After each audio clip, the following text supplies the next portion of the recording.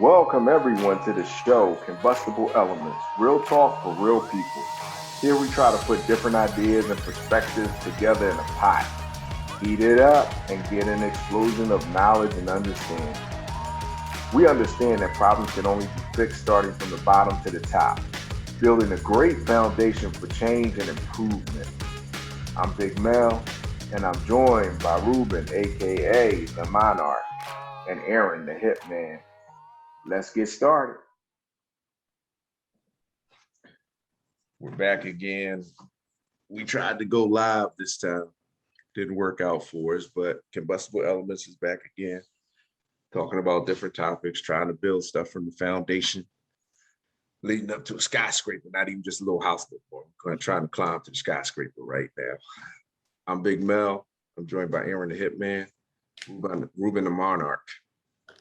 We're going to talk about managing perspectives in relationships.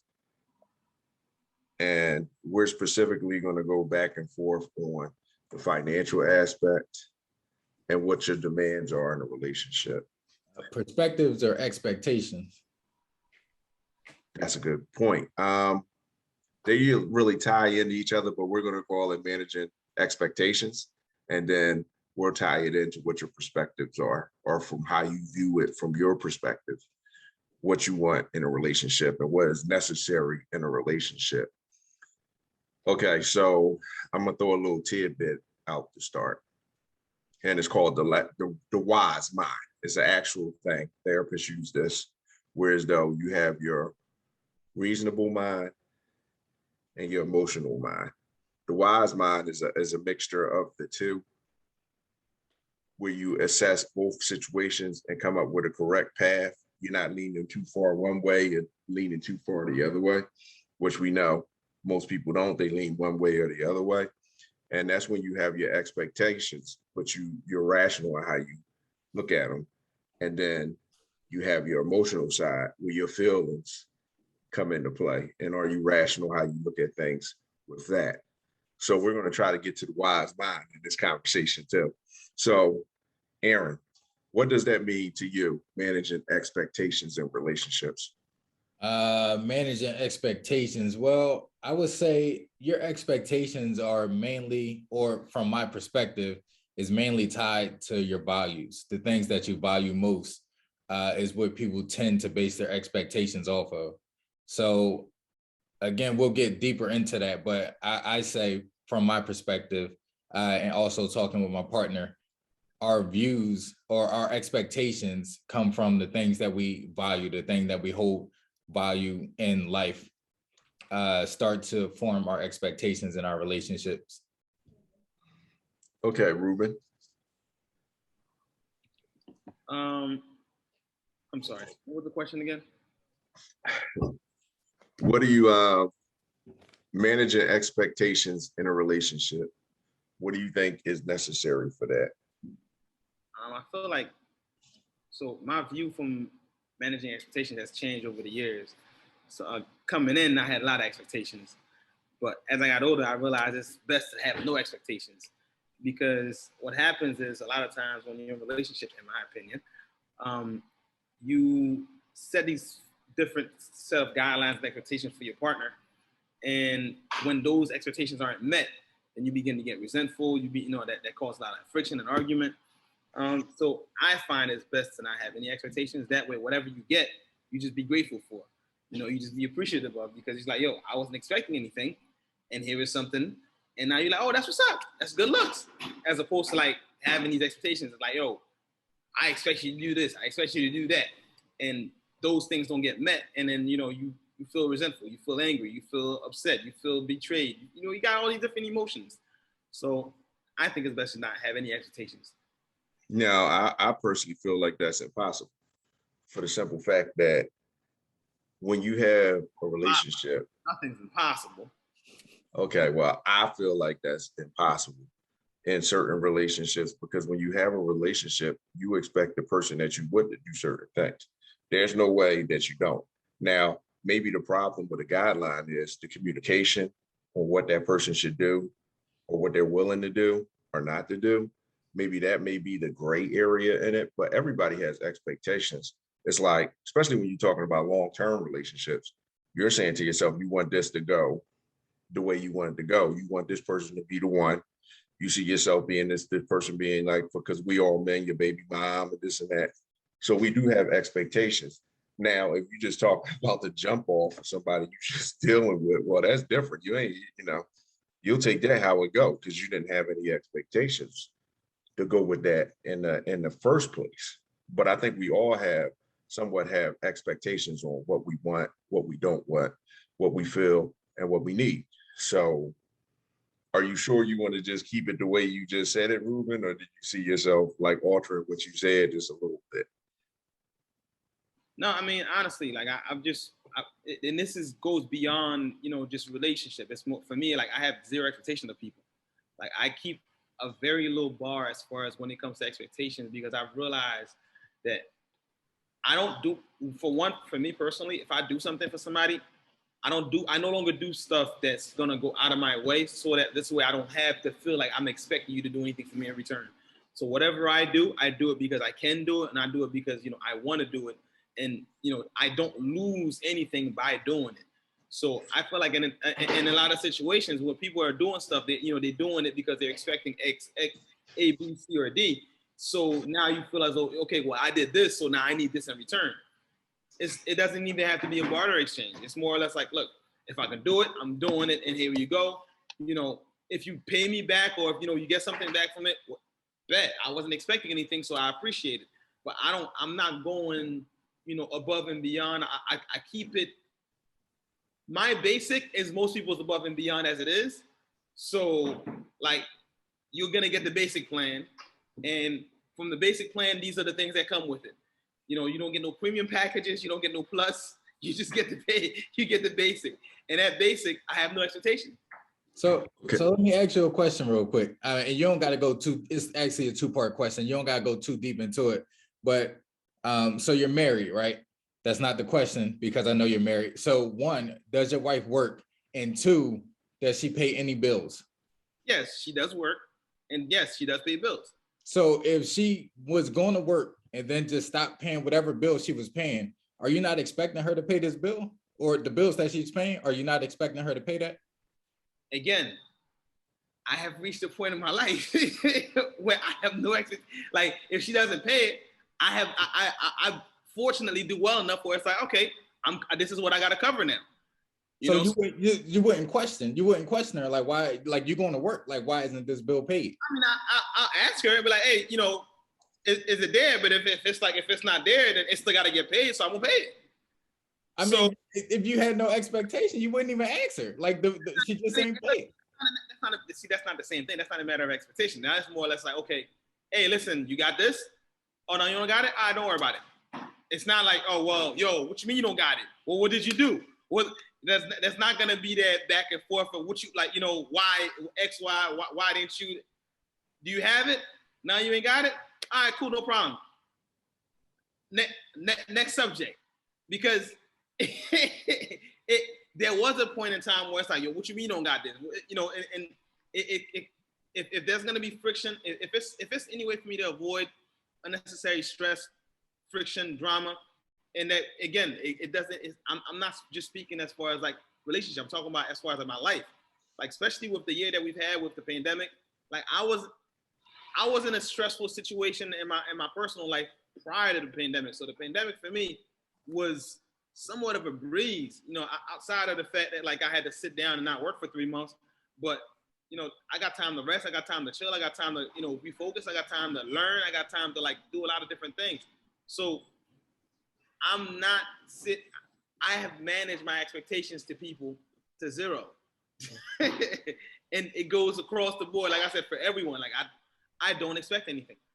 Like, and part of it is like, Gary Vee talks about this a lot as far as, doing stuff for people and not, expecting anything in return. Because if you're expecting something in return and you didn't really do it, just because you really wanted to do it, you were doing it with like a string attached, or you were doing it with your other means or other intentions or whatever. So when you truly do something out of the kindness of your heart, there are no expectations. Okay, so now I'm going to jump in, and it's going to feel like I'm picking on Ruben today. All right. So first off, when you say you have no expectations, is that predicated on the fact that you had them at one point and you were disappointed? That's the first question. Let's answer that before we go to the second. Yes. And it goes again, like as a business owner, you know, opening up my business in the beginning, I had expectations for people. I had things I had planned. I had set up different system, and it was like, yo, I'm gonna do this. I expect you to do this. And what I've learned from my experience is you could have whatever goal and dream and plan that you have, but people have other plans, and God has other plans, and life has other plans. So if I'm gonna sit there and achieve what I want to achieve and get to the levels that I want to get to, I gotta either be able to do it on my own, or if I'm gonna set it up to where I'm gonna need a team, like set it up in a way where like there's not gonna be an ability for me to be disappointed about what my team's gonna do. It's set up to where like you can't fail even if you wanted to. So it may not work for everybody. It can work for everyone, but it may not work for everyone. But I know. Okay. Okay. So part two of that, when you were saying I'm going to jump on the portion of borrowing money. I agree with you. When people ask you for stuff, it's really whether you can do it or you can't do it. Me personally, if you ask me for something and I know I need it back right away, I'm not going to give it to you. It's plain and simple. Okay, because I have to depend on you to do something for me. And I don't like to depend on people like that. So normally if I have to depend on you to give something back to me, I'm not doing it. It's just that point blank. I'm just not doing it. Now, by that same token, if I do something for somebody, it's because I can do something. And I don't want to hear that I give it back to you as soon as I get paid and all this other stuff, because it's more important for me for you to fix yourself so you don't come back at all anyway. So you can take your time coming back because I don't need it as much. Otherwise, I wouldn't have gave it. So I don't know if I have low expectations on people because of bad experiences, but my one expectation on that is if you say you want to do something, if you can't do it, then you should be able to tell me that you can't do it. You know what I'm saying? That's my one expectation, just the truthfulness. And I know some people will say, well, if you're having a bad time, you can't do it. You know something? You're having a bad time when you ask for something. Why is it harder for you just to say, I can't do it right now? You know what I mean? So that's my biggest pet peeve when it comes to that. As far as expectations in a relationship, okay, there's a lot of people that are like really confused about what is necessary in a relationship. We're all not guaranteed to be rich. We're all not guaranteed to have a great lifestyle. You know, there are going to be poor people. There are going to be different stages. Everybody's not going to be rich. Everybody's not going to be well-to-do. It's going to take some struggling to get to a good place. But that doesn't mean because you're not rich that you can't have a good life. So the expectation there, if you have a man or a significant other, a female, and they making $10 an hour, you guys are living $10 an hour, whatever you bring it in, whether you work it or not. You know what I'm saying? So you should be living that $10 an hour lifestyle. That means you're not going to go get that new car. You can't afford it. You're not going to go get that $300,000 house. You can't afford it. You know what I'm saying? You're not going to be in there getting bottles every night. You can't afford it. You're not going to be able to like, yo, I'm going to steak 48 on Friday, pay a little bit extra, try to get in. You're not going to be able to afford it. You can't afford that lifestyle. So the expectations, how do you feel about people's expectations where they like, you know, we're together and you're supposed to do this, but if you're only making 30 or 40 grand, you can't live 150 grand lifestyle.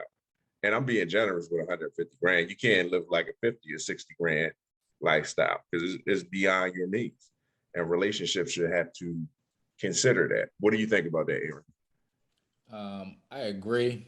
But that's at that point in time, you have to sit down and have a conversation with your partner and discuss where y'all going, like what type of lifestyle are y'all going to live. And if it's a lifestyle that, you know, you want 2 cars and a nice single family home, and y'all only working off of one income, then somebody else got to get another job. Either I got to get 2 jobs or we both have to work. And if you don't want to work, if you want to be a stay-at-home mom or a stay-at-home wife or whatever it may be, then we just going to have to work off of one income. But if we're going to work off of 2 incomes and I got to get another job, then you have to be willing to sacrifice our time and attention towards each other, because then I'm going to be away from home a lot more, which means you're going to be home with the kids a lot more, which means you're going to have to manage all that by yourself. So, And you're not going to have an outlet because you're not going to have money to have an outlet. And then You know that what I might mean? that might factor into less sex or less affectionate. Like you gotta pick your battle and stick with it. So like if we have a conversation going into 2022 and you want me to work and you want to stay at home, you know what type of lifestyle we're going to be living on. And we're not going to be going out as much. We could have date night or whatever, but if I'm working 2 jobs to sustain the household, I might be tired. So you're going to have to deal with that. But if that's not what you're willing to deal with, then we just going to have to sit down and renegotiate those whole terms and agreements. Because Well, even when you say it, let's call a spade, because you use 2 elements and put it together. And I like what you just said, by the way. But you use 2 elements to put together. To me, you got the emotional, the wise mind. You got the emotional, and you have the reasonable. You're not going to have a two cars if you're looking to get a single family home and only one person is working. You know what I mean? Houses are expensive now. Everything is more expensive now. So you're not going to have that. So you're going to have to forego something to get to the bigger goal. And I think a lot of times people don't sit down there and they just say to each other, what is the main goal? What do we want? This is what we want. How are we going to do it? This is how we're going to do it. What are we going to give up? And if more people did that, they would be able to financially be more secure. Like, even though I use the term poor, you know what I mean? But the gap between poor and middle class is so wide now. It's almost as wide as the gap between middle class and rich. So even though I'm using the terminology poor, and we going by what the standard is about the ceiling of how much you make, I mean, if you're living in the right conditions, you can save money. We're the most wasteful country in the world when it comes to money. We waste money on all kinds of stupid shit. Whereas though, if we sit down and you manage your expectations, you can say, this is what we want. We got to cut this shit out to get to where we going. And I think a lot of times that's the problem. People don't do that. What do you think about, Ruben? We left you alone because it looked like we was digging into you for a minute. So listening to both of y'all. I mean, I agree with Aaron when he talks about, you know, if one person is carrying most of the load, then the person that's carrying most of the load can't still be expected to do everything else, as far as, like, you know, going out on dates and, you know, still having the energy to maybe even be intimate and you know, being a good dad. Like, it's when one person has to do all the heavy lifting, typically that person is going to be overworked and you know, and overstressed and over health everything. issues. So it's all about balance, man. But again, that when you've been used to dealing with people over time, you start to understand. You start to get a better understanding of people and what is it that they're gonna do. Typically, like, people like to put themselves in this category, like they're different and they're special, and, you know, and that's fine. That's because that's what you tell you. That's what your parents, you know, if you got decent parents, that's what they tell you growing up. But overall, everybody's the same. You know, and for the most part, like, once you've been around. Hold it, rewind. What do you mean everybody's the same? Backtrack. As like, you know, what they do as far as, you know, how they behave, behavior-wise, you know, what you got different stages, you know, and depending on what stage you meet somebody at, you can almost tell, like, if you've met enough people, you've dealt with enough people, you can almost predict to an extent what they're gonna do based on the stage that they're in. at their current time of life. So, Okay, so But you realize I I haven't written stuff down for a while, right? And you almost made me grab my pen just doing that statement. So I'm not going to grab my pen, but I'm going to respond to that statement. And yes, I did cut your ass off. Okay. I'm sorry, Aaron. You can jump in a minute. I understand. See, this is the cynic in you. Like, I'm seeing a lot of cynical shit from you today, from the way you sit down here talking about expectations and I don't do this and that. I'm seeing this from you. listen, But to what you see, listen, everybody is not the same. of where I'm at. People are the sum of their experiences. They don't go through the stages and get to the same damn point. No, that's not true. They go through their experiences and they take different choices, you know, but that doesn't mean that everybody is the same. Like, you're not going to have the same problems from the same people. Like, different people are going to come with different elements and different people are going to come with different solutions. That's like, you know, you saying all three of us, and we're not the same. We might be on the same page when it comes to certain things. We're also in different age groups, and we're in different stages of our lives. It doesn't matter if we're in different age groups. Like, we different are in different age groups, but you're not a 20-year-old just starting out in the world and you talk to people that's been seasoned and lived the whole lifetime. I mean, we're not separated by more than what, a decade? Give or take. Okay, give or take a decade. I know me and Aaron ain't separated by a decade. Aaron So, only apart. but it doesn't mean like, yo, when I was in 20s, I was like this, I was like this. You could say somebody like immature, like we get stuck on people saying, oh, you were immature at this age. Okay, you weren't as mature as you are in your 20s, yes. Because why? You didn't have those life experiences. Those experiences dictate who you are. For me, Not whether so you look at a chart and at 20, you're gonna be like this, at 25. So yeah, I had to say something about clean that shit up if you can. I thought of myself as mature in my 20s. And I could look back and say, no, I really wasn't. Even though I was, and I did a lot of mature things, but like I can, like me now at 35 could look back and say, you know what? I wasn't necessarily making as good and smart decisions as I thought I was. And once again, this is you at 35. Looking back, we can all critique ourselves, but you said you thought you were mature for your age. Right. That's because you put yourself up against the other people at your age, right? Correct. So you were probably more mature than them. But that's just, So you were mature for your age, right? that doesn't necessarily make you mature though. That just means a lot It does make you mature for that age. but extremely immature. If you feel like you were mature for your age in a whole group, a group setting of people, then most likely you were.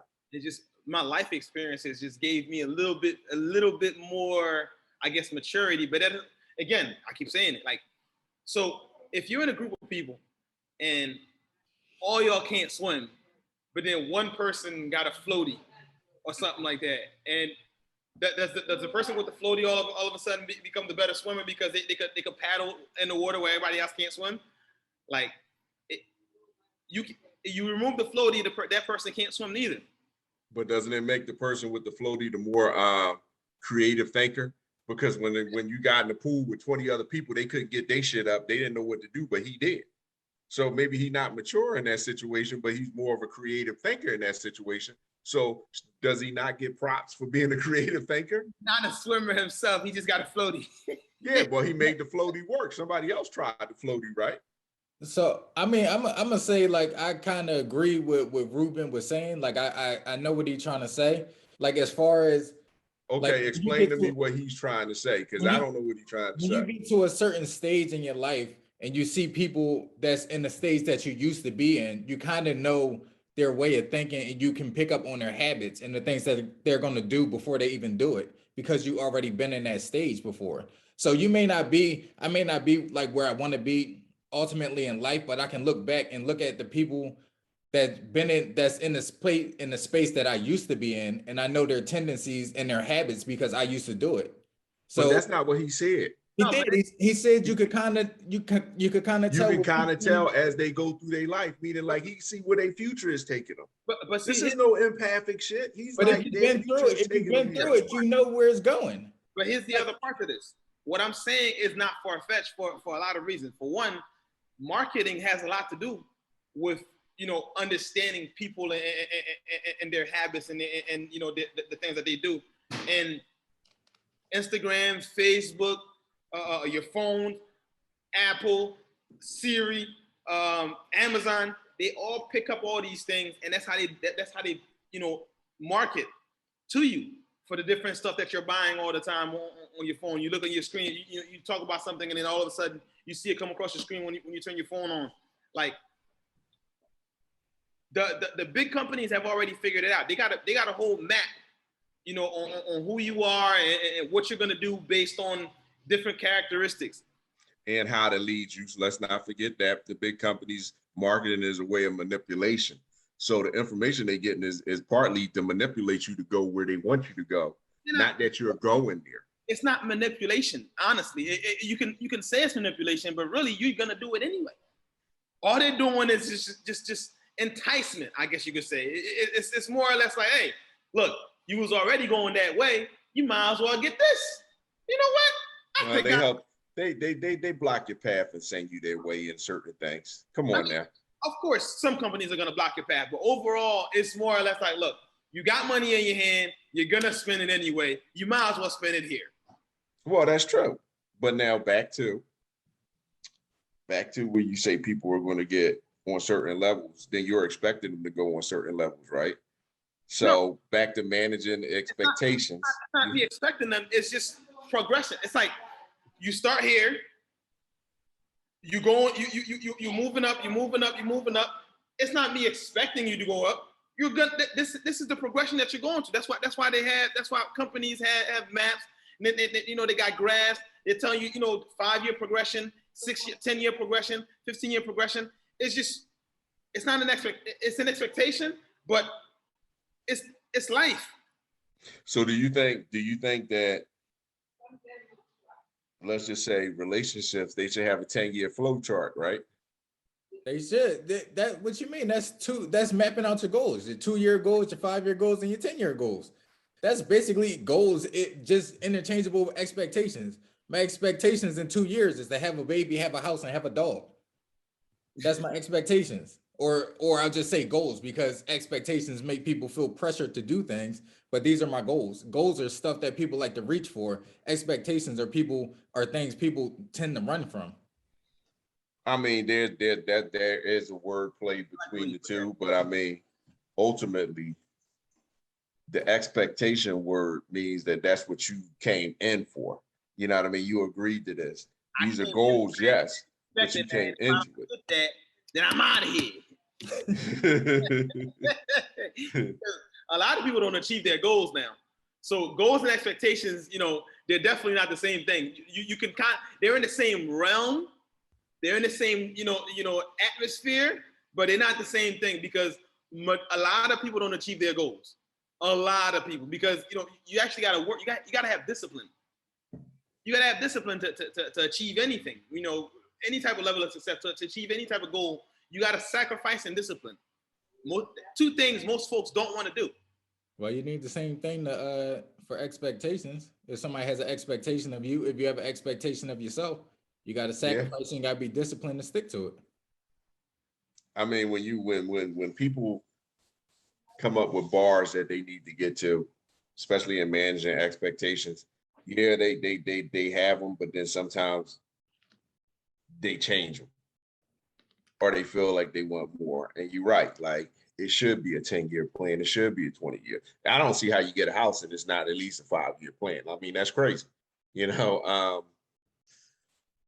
We're going to go into who's to blame. And I was actually thinking about this question, and I didn't really know how to ask a question on this one. I'm a little bit stuck here. So who do we blame in society for thinking that if you want to manage your expectations, that you're the villain? Because a lot of times when people try to manage expectations, they consider to be like the slave driver, the asshole, you worrying about this more than you worrying about that, So when did that become the villain? And I'm going to add this portion into the question just to go there. We're all older. In our generation, we were always taught like a man is supposed to do this and a man is supposed to do that. but society is telling us that we are coming close to a level where we are considered like equals, really, in all phases of the word. We not. So when that comes into play, the people that are saying manage expectations, are they looking towards the future or are they looking towards the past? So it's really like a double question. I threw something in there with the question. So either one of y'all, whoever's ready, whoever followed. All right, so I know I'm, Ruben gonna might go, ask 'cause me. I'm always the fastest, but no, we're not the same. Women and men aren't the same. That's just apparent. However, people want to look at that or take that. But in order for us to manage our expectations, it goes back to our parents, because our parents should be teaching us. Seriously, I teach my boys all the time, because like Ruben said, so I don't have expectations for a lot of people, and that's just how it is, because I don't like being disappointed. But I teach my boys how to manage their expectations of other people, because you can only really do what you can do. You can't really rely on other people. So I teach my kids at a young age to manage their expectations for the things that they think they deserve, the things that they think they're going to get, and things of that nature. Because if they don't know how to manage their expectations at a young age, that bleeds into their teen years, which bleeds into their adult years. And then you have people thinking that, they deserve a lot more than what they really do. So it's the parents that got to teach their kids how to manage their expectations. And no, men and women are not the same. I'm gonna get a t-shirt that just says that it's the parents. gotta- Ruben, you got like 2 minutes. All right. So when it comes to expectations, who do I blame? I blame the people themselves. Like, you have expectations of others because you were looking for something in return. Like, if you're not looking for anything in return, you're not gonna have expectations. Even with my kids, like my job is to raise and make them, into caring adults. But I'm not expecting them to take care of me because I'm taking good care of them as their kids. A lot of parents, a lot of times, they have kids and it's like their kid is their way out. There's nothing wrong with that. But as for me, I don't want to put that burden on my kid. So even if I were to put them in private school, I put them in sports, I put them in music, I put them in all these different things. That's for them. It's not for me to be like, hey, listen, remember all the things I did for you when you was a kid? I'm gonna need that payback now. I'm gonna need you to go ahead and take care of me now. I don't have those expectations, because I feel like if I'm doing it and I'm doing it expecting them to pay me back in the future, then I shouldn't. That for me, that's not a good way to go about it. I don't have those expectations. I don't agree. With that mindset. You should do something because you want to do it, because you can do it, not because you're expecting for something in return because of it. Okay, so I'm gonna comment on this real quick. What you just said about, as a parent, their kid is a way out. We're gonna do a whole show on that. We're gonna call it responsibility to the old, and then we're gonna talk about what are our responsibilities as being that person's child going up to being an adult and dealing with that person, because we all know that the young replace the old.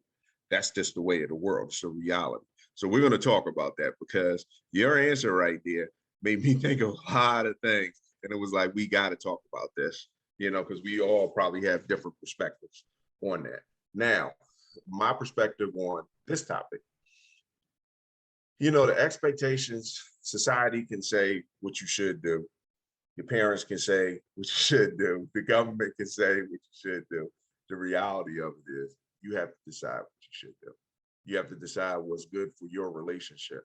You have to decide what's going to work, what's going to be long term. And that's in relationships. And I mean, in every relationship. It's not just a relationship when you're a significant other. We're talking relationships when it's a sister, when it's a brother, when it's a cousin, when it's a business and a business partner. All those relationships that are outside of a personal relationship, you sit down there and you assess the situation and you do what's best for you, or what's best for everybody in that situation. And I think that if people were more forthcoming with how they felt about things and then talked about it, then managing those expectations could become easier. It still will be a problem, but over time, it could be in the middle ground, the wise mind, the rational and the emotional. So I want to thank everybody for joining us for Combustible Elements. we're out here. You know, we're out here on a podcast form. We're out here on YouTube. We tried to do IG this week. We're going to figure it out. We just didn't want you to hear double because we like to hear what we're saying sometimes, but we don't want you to hear what we're saying twice.